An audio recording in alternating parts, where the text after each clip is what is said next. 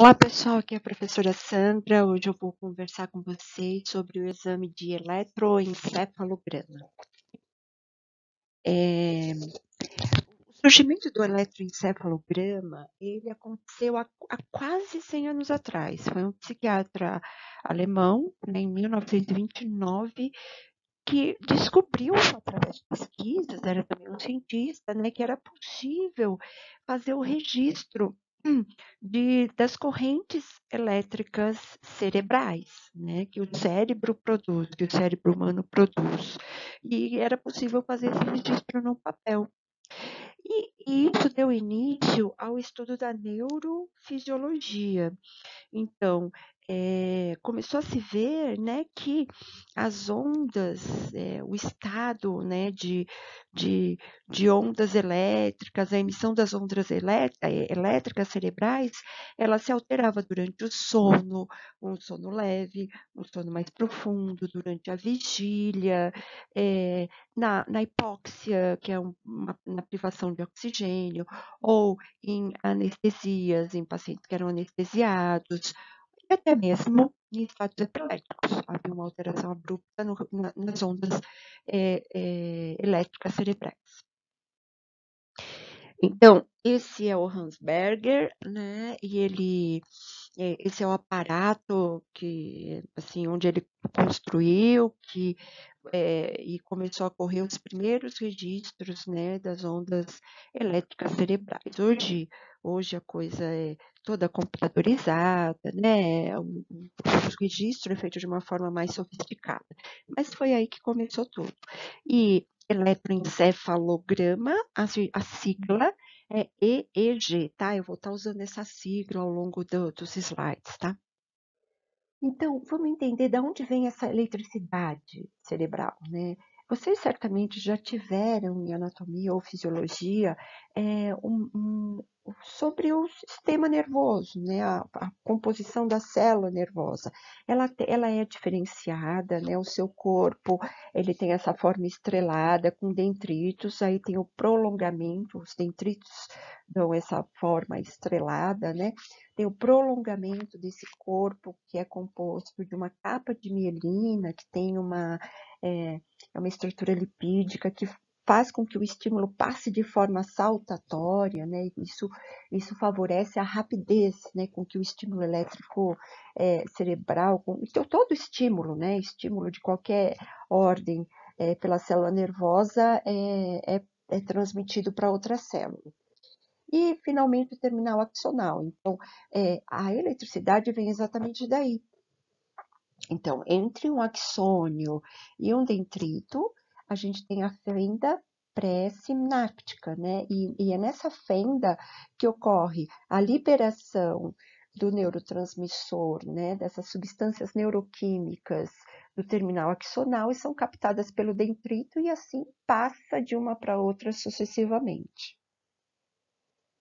Então, o que eu expliquei na imagem lá, né, está escrito de uma forma de textinho, né, que esses sinais químicos passam de axônios para dendritos e são transformados em sinais elétricos. Então, quando ocorre essa liberação de neurotransmissor e a captação pelos dendritos, nesse momento está ocorrendo a sinapse, aí nesse momento que ocorre a geração da eletricidade.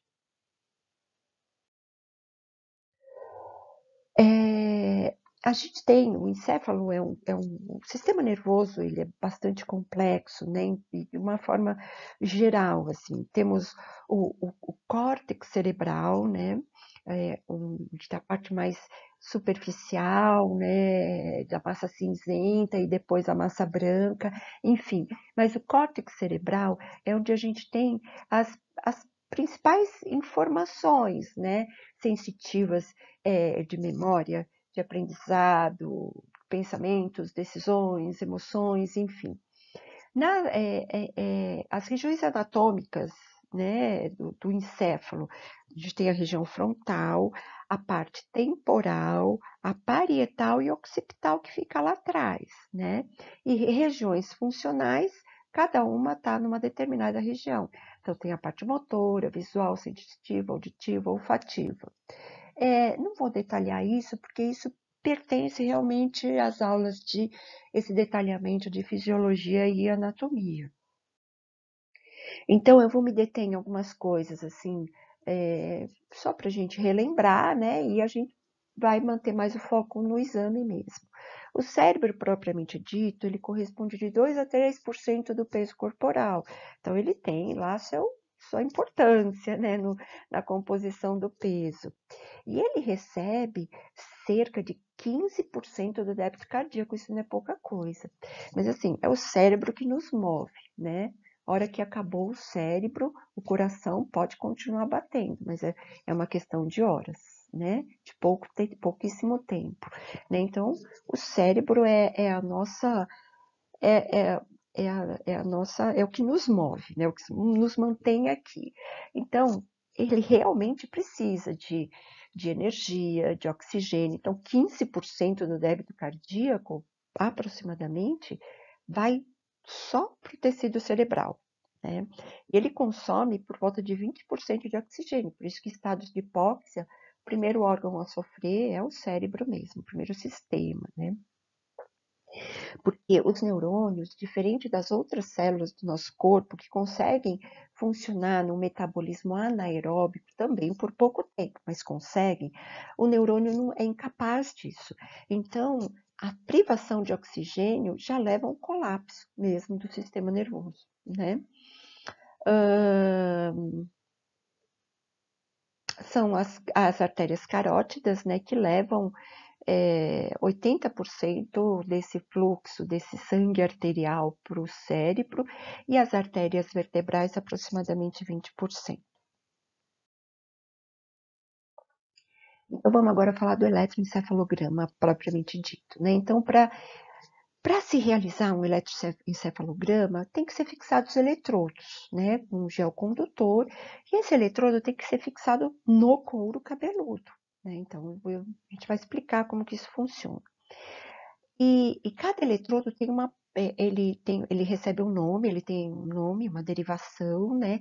Ele está ligado num fio condutor que vai levar o estímulo lá para o aparelho, né? E o aparelho vai fazer essa leitura, né, da eletricidade.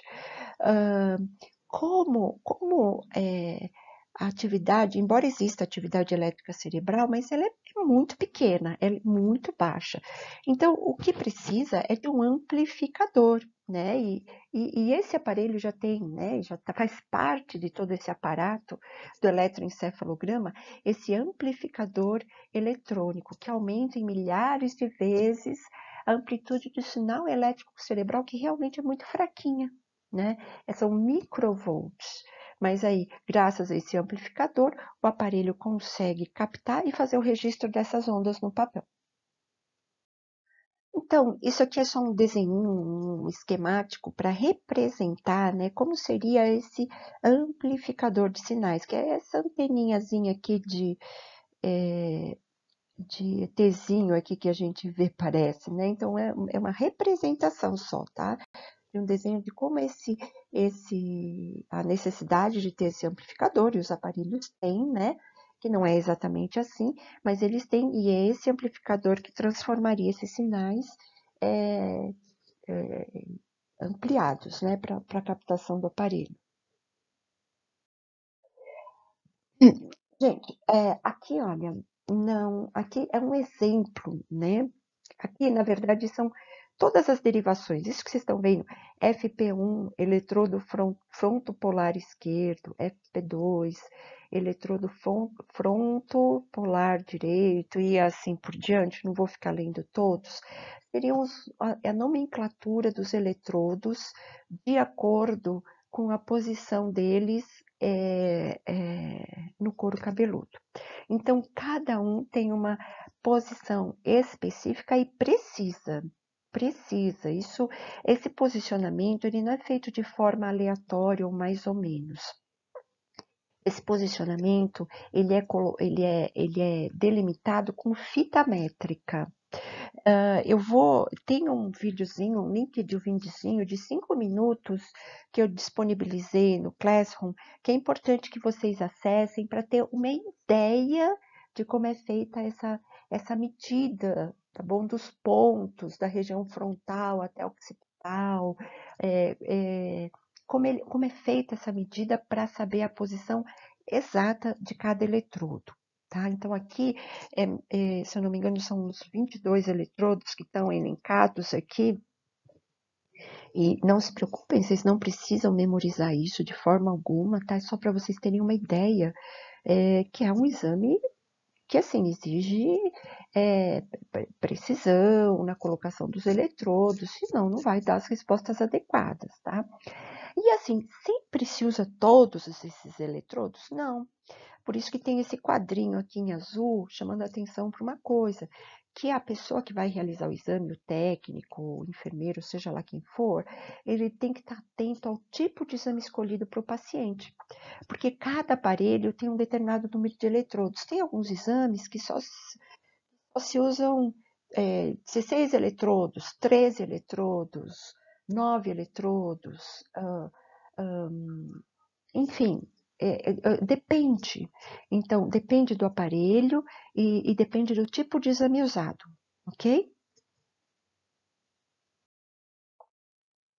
Ah, o que o eletroencefalograma capta? Ondas elétricas.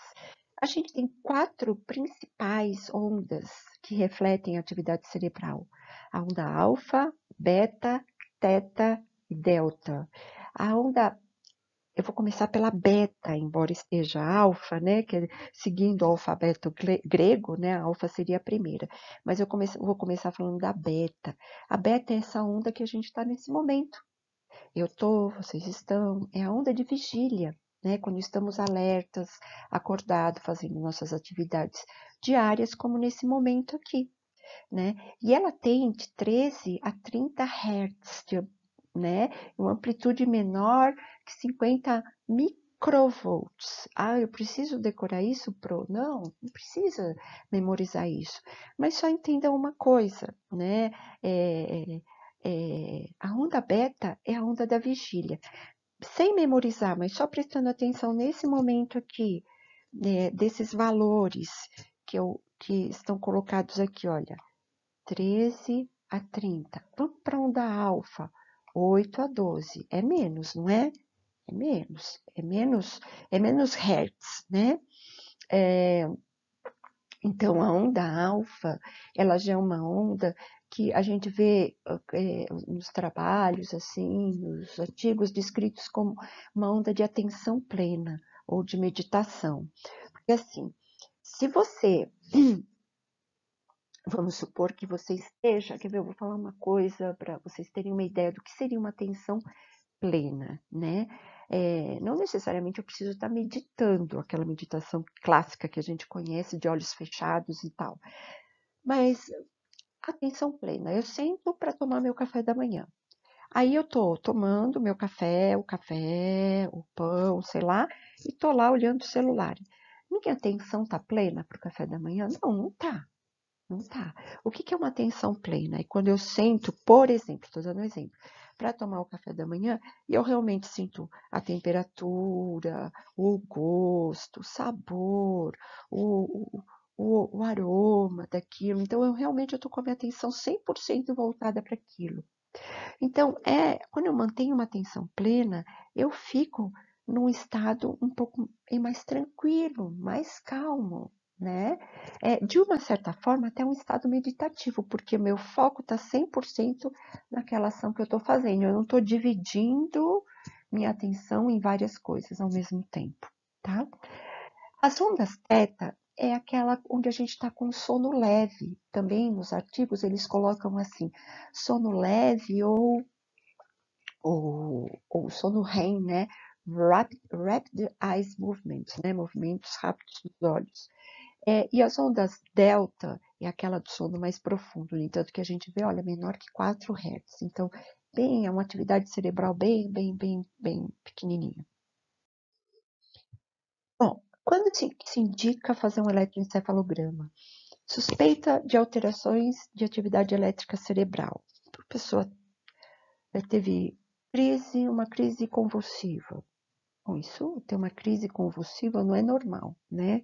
Ninguém tem que ter crise convulsiva. Então, ou seria mesmo que seja uma coisa isolada, né? Merece investigação. Epilepsia ou suspeita clínica dessa doença. Pacientes com alterações de consciência. Pode ser feito um eletroencefalograma para ver como é que está a atividade elétrica cerebral. E até, olha, para doenças neurodegenerativas, como demência, Alzheimer, pode ser feito o eletroencefalograma também. As contraindicações relativas quer dizer que não são absolutas, né? Não pode fazer de jeito nenhum, mas é complicado, né? Pessoas que têm seborréia excessiva, sabe aquela oleosidade extremamente grande, anormal.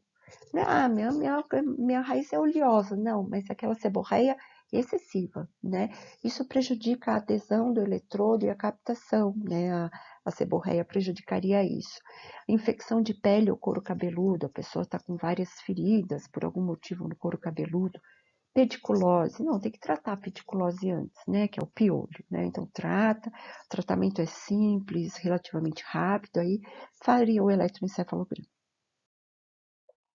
Materiais necessários, isso sem dúvida alguma eu coloco aqui, mas sempre tem, né, onde tem a sala do eletroencefalo, precisa de uma fita métrica, caneta ou lápis que marcam a pele, pente para separar o cabelo, preferencialmente de cabo fino, elástico para quem tem cabelo curto, não, mas para quem tem cabelo comprido, elástico ou outro tipo de acessório que seja possível dividir o cabelo para colocação dos eletrodos. Eu recomendo que vocês assistam o vídeo, tá? O linkzinho do vídeo que eu coloquei no Classroom. Vamos lá, o que eu devo orientar o paciente, né? Quais são os cuidados que eu devo orientar esse paciente? Bom, o paciente, ele tem que estar bem alimentado não é comer demais, tá? É comer adequadamente, não precisa de uma dieta líquida, levinha, mas é comer normal, tá? Ele pode ir e deve ir bem alimentado para o exame, não precisa de jejum. É importante que o cabelo esteja limpo e seco, né? Limpo, porque quando eu lavo o cabelo, eu tiro a seborréia, a oleosidade, a sujeira, enfim, inclusive do couro cabeludo, né? O foco não é o cabelo, é o couro cabeludo, mas para isso precisa lavar o cabelo. E só que tem que estar sequinho, não pode estar molhado. Retirar brincos ou jair sem isso, né? Nenhum tipo de acessório, de objeto de metal, brinco, enfim. E se o médico pedir, né, constar no pedido médico o registro durante a sonolência, que é o sono leve, pode ser, né, um cochilinho ou sono mesmo, é legal que a pessoa tenha uma certa privação de sono na noite anterior. Porque se eu dormir bem, eu dormir 8 horas, eu não vou ter sono durante o exame, né? Agora, se teve uma privação de sono, por exemplo, de 4 horas a menos do habitual, olha, eu fui dormir às 10 da noite, né? Ao invés de acordar às 6 da manhã, eu acordaria antes, colocaria uma certa privação de sono. Eu ponho dormir no mínimo 4 horas a menos aqui no slide, mas vai depender de cada laboratório, né? Ou do que o médico for pedir de privação de sono. Bom, o registro ele pode ser espontâneo da atividade elétrica cerebral. Então, seria que, como é que é o registro espontâneo? Normalmente é feito assim, né? É feito durante a vigília, com a pessoa acordada. Vigília, vai captar bem as ondas beta, né? Não, os olhos têm que ficar fechados durante o exame, a pessoa não pode ficar piscando. Piscar os olhos é uma coisa que dá muita interferência, o paciente vai ter que ficar imóvel. Então, é um exame meio chatinho por causa dessas coisas, sabe? Engolir saliva o tempo todo é uma coisa que pode dar interferência também. Ambiente, mas a sala já é assim, né? O eletroencefalograma é feito normalmente no ambiente calmo, silencioso, sem nenhuma luz intensa, a pessoa vai estar deitada, mas não vai ter aquela luz branca ligada em cima dela. Normalmente é um ambiente que tem luzes amenas, sabe? Bem amenas mesmo. E isso eu já citei, né? Isso que está destacado, o eletroencefalograma tem um erro aí, viu, gente? É EEG, tá? O eletroencefalograma de sono ou de sono, ele pode ser necessário para alguns pacientes. Isso tem que estar constando no pedido médico, como a gente já falou no slide anterior. Bom, pode ser feito também provas de ativação. Então, tudo vai depender do que for colocado no pedido, no exame, tá?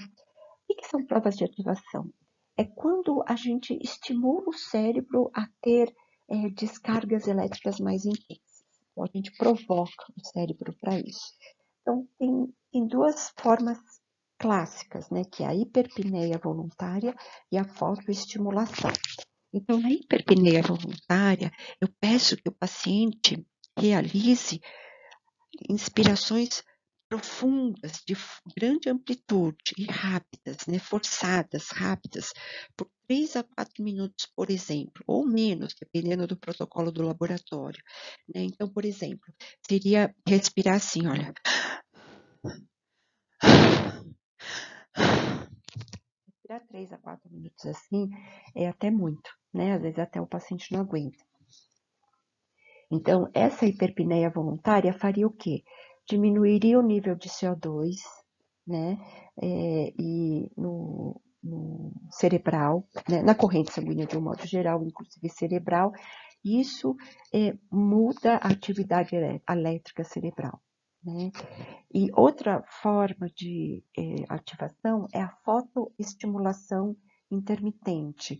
Então, a gente não, quem está realizando o exame, coloca na frente do paciente uma lâmpada com que produz luz em flashes.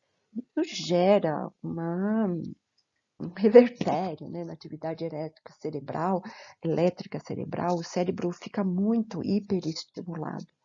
E qual o objetivo disso? Ver o comportamento cerebral, né? Porque uma pessoa sem nenhuma alteração teria um comportamento, ia ter uma mudança nas ondas, mas nada que desencadeasse uma coisa muito patológica. Então, o objetivo dessas provas de ativação é aumentar a sensibilidade do exame, né? E detectar alterações, como a gente falou no slide anterior. E porque o que acontece, às vezes, é que assim, a pessoa até teve uma crise convulsiva ou que levou à realização do exame, que justificou o pedido do exame, mas durante o exame dá tudo normal. Então, as provas de ativação têm esse objetivo de provocar o cérebro, né? Para ver se ele desencadeia alguma reação diferente naquele momento. Porque às vezes pode dar tudo normal durante o exame, né? Mesmo ele tendo, por exemplo, tendo tido uma crise convulsiva anterior. Bom, não é normal, não é comum, né? É até relativamente raro a ocorrência de crise epilética durante as provas de ativação, que é a hiperpneia ou a fotoestimulação. Mas caso ocorra, evidentemente, essa pessoa vai ter que ser atendida, né? E tem que ser documentado também auras, são chamados de auras. A pessoa, quando vai ter uma convulsão, ela sente, a pessoa sente. Eu já presenciei convulsões onde a pessoa falava, olha, tá vindo, tá vindo. Sabe, a pessoa sente, é como se ela sentisse que a coisa está vindo, mas ela ainda está extremamente lúcida, consciente. Ou a gente perceber algum movimento estereotipado, alguma coisa, sabe? Uma coisa focal, às vezes só na mão, por exemplo. Tudo a gente tem que documentar, tá? E quantificar, né? Isso se ocorreu durante as provas de ativação. Bom, por fim, existe um eletroencefalograma com mapeamento cerebral, né? Ele já é um exame mais sofisticado, ele permite análise quantitativa da atividade cerebral. A diferença desse com o mapeamento cerebral do outro, que é o convencional, a qualidade desse aqui é superior, porque ele permite, é feito tudo 100% computadorizado e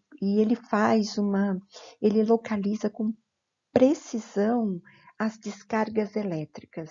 É muito maior a precisão do que o eletroencefalograma convencional. Então, exatamente de onde está vindo aquela descarga elétrica, aí descrita como descargas epileptiformes, né? Até difícil falar. Bom, então esse eletroencefalograma com mapeamento cerebral, ele tá maior precisão na localização dessas descargas, como a gente falou. Ele traz informações quantitativas sobre a atividade elétrica cerebral, porque ele faz uma coisa que o convencional não faz. Ele compara a variação interhemisférica e intrahemisférica também. Então é muito mais sofisticado. E traz uma avaliação prognóstica e um acompanhamento evolutivo por causa dessa comparação entre hemisférios que ele faz. Ele traz um acompanhamento evolutivo muito bom de distúrbios de aprendizagem em criança, de processos de evolução de demência, por exemplo. Pessoal, essas são algumas das referências usadas. Eu recomendo também o acesso do link que eu coloquei. Muito obrigado por estarem aqui comigo e até a próxima.